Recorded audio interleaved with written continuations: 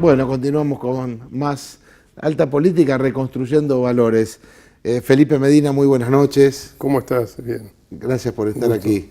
Ante esta iniciativa, ¿no?, de los radicales, de querer sacar todas las imágenes religiosas, siendo nosotros un pueblo tan devoto, eso es como una falta tremenda de respeto a nuestra historia, a nuestra cultura. Yo estoy muy dolido.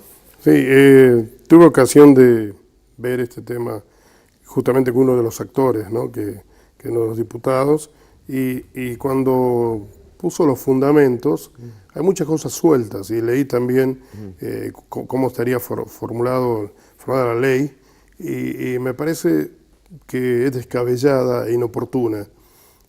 Son varios, digamos, los puntos en los que uno puede afirmar en esto. Si hacemos un poco de historia, nosotros tenemos que pensar que la evangelización vino junto con la colonización. Es decir, apenas empezó el avance de los colonizadores y se inició también la gesta evangelizadora con las órdenes religiosas. Puedo decir que América es un pueblo de cruz y de espada. Es un pueblo de fiesta y al mismo tiempo es un pueblo de sacrificio. Y lo interesante es que la labor que hicieron las primeras órdenes, franciscanos, como Bolaños, los jesuitas, mercedarios, más tarde dominicos, hicieron una labor interesante porque la Iglesia fue garante, digamos, de la contención social de los pueblos originarios y fue también quien frenó abusos propios de aquellos que avanzaban sobre las tierras.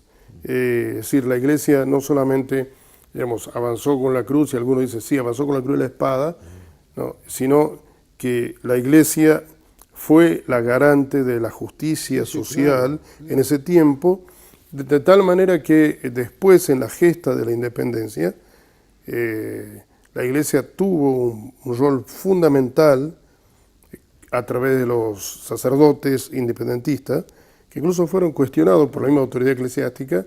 Se acuerda que los obispos fueron casi todos presos por su adhesión a España, y los curas criollos siguieron trabajando en este gesto de la independencia y fueron protagonistas de primera línea, no un poder detrás del poder, sino, si vemos nosotros a la asamblea que declaró la independencia en 1816, compuesta por su mayoría clérigos, gente muy culta, muy letrada, y que no pensaba en sí misma, ¿no? en su interés, ni en el poder de la Iglesia.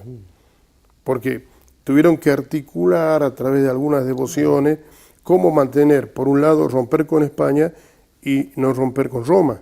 Porque estábamos hablando de una iglesia que dependía de la corona de España. Claro, sí. Es decir, el obispo juraba fidelidad a la corona. Había que romper con la corona, pero no romper con la Santa Sede. Es interesante ver, por ejemplo, en muchos lugares de todo lo que llamamos el Virreinato del Alto Perú, que iba hasta Córdoba, la cantidad de iglesias dedicada a San Pedro. Y el San Pedro no vestido con la llave y vestido como los apóstoles, sino vestido de papa. Claro. Y esto fue la forma como se mantuvo esta fidelidad a Roma. Después fue creciendo esto y sí se instaló una especie de cristiandad que con el Concilio Vaticano II se fue dejando de lado, donde la Iglesia dice, nosotros buscamos más autenticidad y desprendernos del poder del Estado. Claro, de hecho hay un concordato firmado en el año 60 y pico. 68, 66. Donde, y yo le decía, históricamente, por ejemplo, el primer obispo nombrado sin derecho de patronato en la Argentina fue en 1968, se llama Blas Victorio Correro. Así que podemos hablar también de una injerencia del Estado dentro de la Iglesia en el nombramiento de los obispos. En España era mucho más complicado, es decir, los obispos ponían 12, la Santa Sede elegía 6, después Franco elegía 3, perdón, en la Santa Sede elegía 3 y de los 3 Franco nombraba el obispo. Claro. ¿No? Entonces acá se proponía el Senado, es decir, todas estas historias tiene que ver con la maduración, el crecimiento del Estado democrático. Claro. Ahora, pasar de ahí a una especie de laicidad neutral extrema, a mí me parece algo como desbocado y fuera de tiempo, ¿no? Entonces, creo que la cruz en los espacios públicos no representa un lugar de culto o de devoción, sino representa esencialmente la memoria histórica y cultural de los pueblos. Y hablo de todos los pueblos del norte, y todo, porque este mismo proyecto está presentado en Catamarca, creo que es mucho más duro el de Catamarca. No prosperó, ¿no?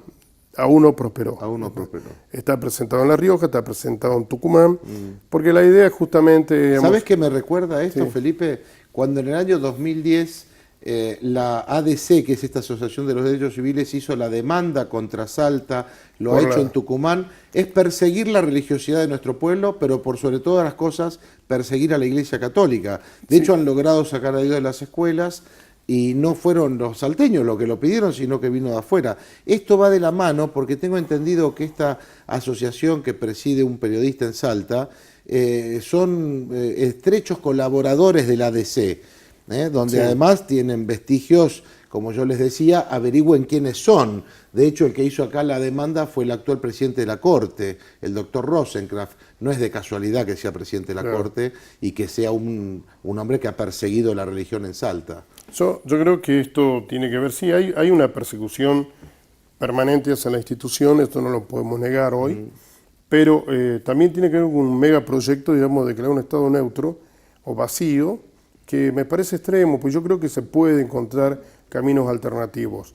Yo entiendo perfectamente, y se lo decía a ellos, el espacio público, como en las oficinas públicas, la legislatura, los tribunales, el Poder Ejecutivo, no son lugares de culto.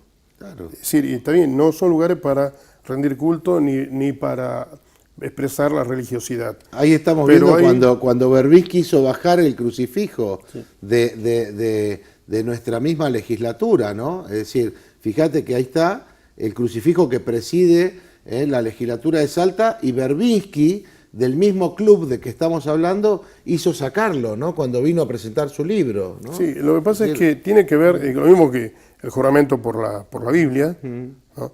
Yo creo que tiene que ver con una cuestión estrictamente histórica y cultural, ¿no? Claro. La presencia de ese Cristo no es para que cada vez que entren los diputados, si Claro, vos sos creyente, yo soy creyente, voy. Contra el Cristo puedo entablar digamos, una oración personal, privada, pero no para una manifestación cultural pública, Claro, sí, sí. porque es un espacio, digamos, de otro ámbito, ¿no? Ahora, pero tiene una presencia que tiene que ver con la historia, con el nacimiento de la patria, la formación, incluso de la misma democracia, ¿no?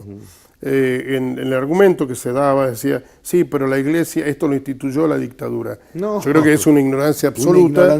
La dictadura de Videla no instituyó este tipo de cosas. Además, tenemos hoy beatos que han sido mártires de esta dictadura por ponerse del lado de los más pobres, y muchos obispos que incluso actuaron más que, yo no diría, no con complicidad ni con miedo, sino con prudencia, lograron salvar mucha gente. Entre ellos conocemos la lista de Bergoglio, que salvó siendo superior de los jesuitas, cómo participó en esta especie de cadena que se hizo humanitaria para salvar gente, que incluso algunos quizás eran fanáticos de las opciones de violencia en la guerrilla, pero sin embargo había también otra gente que no tenía este criterio, pero sí había sido marcada, y estos fueron acompañados por la Iglesia. Entonces no podemos decir que la Iglesia ha sido una mano derecha, ni colaboradora, ni coautora de todo lo que fue el proceso militar, que tiene, te digo, como la misma historia de la Iglesia. Son argumentos ideológicos. Como la misma historia de la Iglesia y como la misma historia de esos periodos, tienen luces y sombras. Luces y sombras. ¿Y por qué? Porque somos seres humanos. Entonces yo, en vez de apostar a una neutralidad, digamos, civil, que llaman ellos, o directamente un Estado laicista, yo diría, apostemos al pluralismo y a la convivencia de todos los sectores, con una palabra clave en la democracia, que es respeto. Respeto, y es respetar en este caso un símbolo que tiene valor histórico, cultural, dentro de la construcción de nuestra patria. Y tener un valor histórico no es una cosa de decir, sí, esta cosa es vieja, tiene valor, no. Valor histórico se refiere, contiene la esencia de cómo se construyó este Estado. Nuestra identidad. Sí, nuestra identidad, justamente de esto hablamos. Y no solo es salteño, me refiero a todo lo que es el país y el norte argentino de modo especial. Entonces, todo el NOA y el NEA se han construido sobre la base de la fe. y en muchos lugares que fueron garantes de la defensa de los derechos de los más humildes, especialmente de las comunidades de pueblos originarios. Entonces, renegar, diríamos, de todo esto. Yo le preguntaba justamente al diputado, ¿qué nos aporta de modernidad? Pues ellos hablan de un Estado moderno, de modernidad quitar un crucifijo del recinto de la legislatura. Nada, no aporta nada, al contrario. No aporta nada, es decir, aporta sacarnos uno de los elementos, uno de los pilares de la construcción de nuestra patria, sí, que tiene que ver con su historia y su cultura. Entonces, no hay un aporte.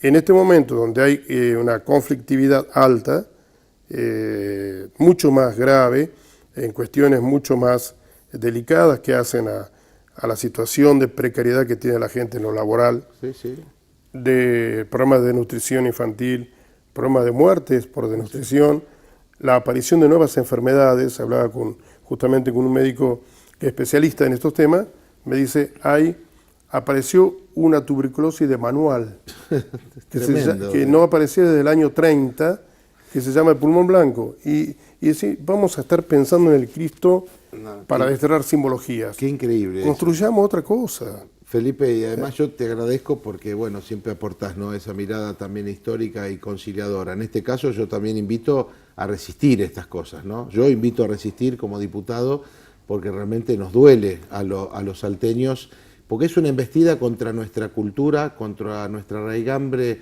más profunda que lo llevamos adentro. Por eso digo, en cada escuela, en cada institución, hay devociones de todo tipo que todos veneramos porque somos un pueblo religioso. Así que estemos atentos y con la guardia alta, porque evidentemente cuando dicen vienen por todo es una guerra cultural. Han sacado a Dios las escuelas, nos han metido la ideología de género en la ESI y ahora quieren sacar las imágenes. Así que vamos a ver cómo trabajamos. Gracias, Felipe. Gracias a vos. Gracias, bueno, y como siempre muy bueno el aporte. Me tengo que despedir, me dicen que no queda más tiempo.